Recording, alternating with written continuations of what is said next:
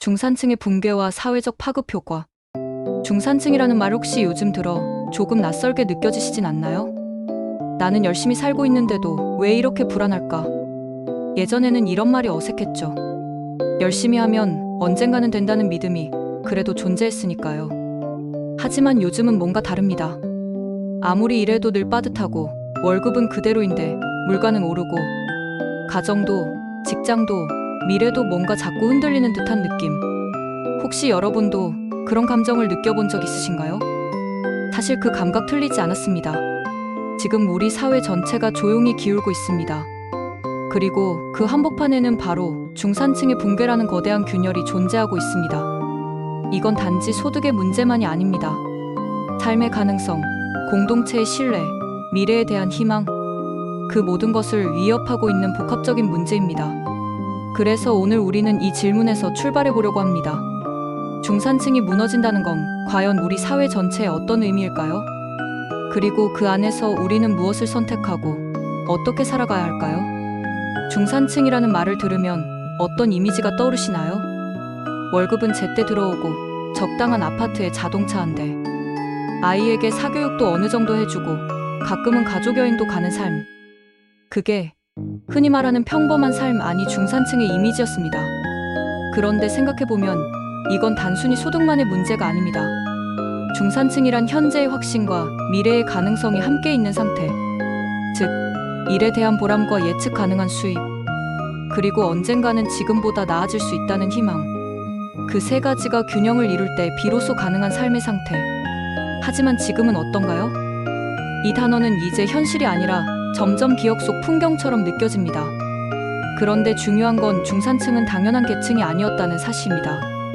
우리는 중산층을 오랫동안 원래부터 있었던 계층처럼 여겼지만 사실 그건 역사 속에서 인위적으로 만들어진 계층이었습니다.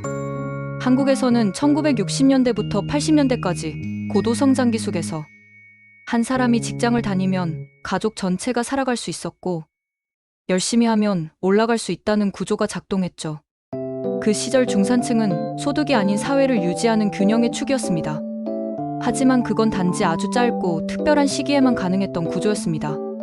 이제 우리는 그 구조가 무너지는 소리를 아주 분명하게 듣고 있습니다. 왜 중산층이 무너지고 있는 걸까요? 그 답은 하나가 아닙니다. 중산층은 지금 여러 축에서 동시에 무너지고 있습니다. 첫째, 안정된 고용이 사라졌습니다.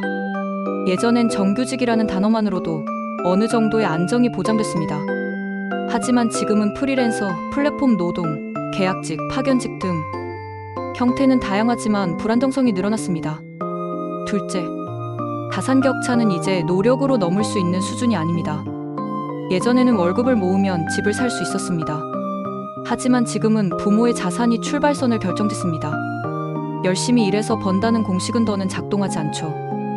셋째, 삶의 기본 비용이 너무나 높아졌습니다. 주거비, 교육비, 의료비 등 이제는 중산층을 유지하는 것 자체가 하나의 전쟁입니다. 넷째, 사다리가 부서졌습니다. 노력하면 올라갈 수 있다는 믿음이 사라졌습니다. 특히 청년들은 말합니다. 내가 아무리 해도 부모 세대만큼은 안 된다. 이 모든 것은 서로 연결되어 있으며 그 끝에는 희망 없음이라는 감정이 존재합니다. 그런데 혹시 우리는 진짜 중산층이 아니라 SNS 속 중산층을 좇고 있는 건 아닐까요? 요즘 우리가 떠올리는 중산층의 모습, 모던한 아파트, 해외여행, 명품, 사교육. 사실 대부분은 SNS에서 연출된 이미지입니다. 문제는 그 이미지가 기준이 되어버렸다는 거죠. 그래서 우리는 끊임없이 비교하고 초조해지고 마치 나만 뒤처진 것 같다는 감정에 휘말립니다. 그러나 진짜 중산층이란 모든 걸 가진 사람이 아니라 삶을 책임질 수 있는 기반과 방향을 가진 사람입니다. 그걸 잊은 순간 우리는 왜곡된 삶을 살게 되는 겁니다. 그렇다면 중산층의 붕괴는 사회에 어떤 영향을 줄까요? 첫째, 정치적 양극화가 심화됩니다. 중산층은 원래 합리적인 중도를 유지하던 중심축이었습니다. 이 계층이 약해지면 사회는 더 자극적인 말, 더 극단적인 진영 싸움으로 치닫습니다. 둘째, 소비가 줄어들고 내수가 무너집니다. 중산층은 경제의 주 소비층입니다. 그들이 지갑을 닫는 순간 외식은 줄고 자영업은 무너지고 내수 기반은 흔들립니다. 셋째, 계층 이동의 사다리 자체가 붕괴됩니다. 올라갈 수 있는 자리가 사라지면 청년들은 점점 더 체념하고 시도조차 하지 않게 됩니다. 넷째, 심리적 붕괴가 찾아옵니다. 나만 뒤처진 것 같고 이게 맞는 삶인가 회의가 들고 결국 신뢰가 사라진 사회에서는 공감도, 연대도, 미래도 사라집니다. 그리고 이 모든 현상은 세대 갈등이라는 형태로 드러납니다. 우리는 아무것도 없이 시작했는데 요즘 애들은 버티지도 못해. 그땐 집값이 지금처럼 비싸지 않았잖아요. 서로의 경험은 다르고 서로의 언어는 통하지 않게 되고 결국 불신의 벽만이 남게 됩니다. 중산층은 사실 세대 간의 완충지대이자 연결고리였습니다. 그것이 사라지면 고마움 대신 서운함이, 이해 대신 비난이 자리 잡습니다.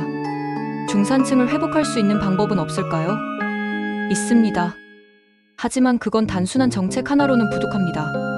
사회 전체의 철학과 구조를 재설계하는 과정이 필요합니다. 1점, 공정한 출발선을 보장하는 것.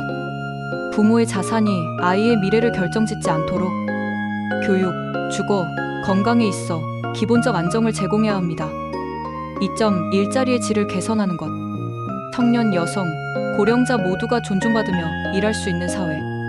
비정규직과 정규직의 격차를 줄이고 새로운 일 경험을 확장해야 합니다. 3점, 주거와 교육을 투기가 아닌 삶의 기반으로 돌려놓는 것. 실수요자 중심의 주거 정책. 기회가 고르게 분산되는 교육 시스템이 필요합니다. 4점, 무엇보다 중요한 건 혼자가 아니다는 감각. 중산층은 지금 조용한 고립 속에 있습니다. 그러나 우리 사회는 혼자 살아가는 구조가 아닙니다. 서로를 신뢰하고 함께 버티며 살아간다는 믿음이 회복되어야 합니다. 스스로에게 물어볼 시간입니다. 나는 지금 안정된 삶을 살고 있나요? 아니면 버티고 있나요? 나의 삶의 기준은 현실인가요? 아니면 SNS 속 이미지인가요? 요즘 내가 느끼는 불안은 개인적인가요? 사회적인가요? 지금도 여전히 노력하면 나아질 수 있다고 믿고 계신가요? 그리고 그 믿음은 아직도 유효한가요? 내 아이가 나보다 나은 삶을 살 수 있으리란 확신, 여전히 가지고 계신가요? 마무리하며, 중산층의 붕괴는 단지 소득의 변화가 아닙니다. 그건 신뢰의 균열입니다. 노력에 대한 믿음, 미래에 대한 기대, 함께 살아갈 수 있다는 감각. 이 모든 것이 중산층이라는 공간 안에서만 가능했던 것들입니다. 우리가 중산층을 회복해야 하는 이유는 단지 집 한 채 더 가지기 위해서가 아닙니다. 그건 우리가 서로를 다시 믿을 수 있는 사회를 만들기 위한 시작입니다. 그 사회에서는 괜찮은 삶이 소수의 특권이 아니라 모두의 가능성이 되고, 타인의 성공이 나의 위협이 아니라 희망이 되며, 누군가를 밀어내지 않아도 내 자리를 지킬 수 있습니다. 그게 바로 중산층의 진짜 의미입니다. 그리고 우리는 그 방식을 다시 되찾을 수 있습니다. 다시 서로를 믿기 시작한다면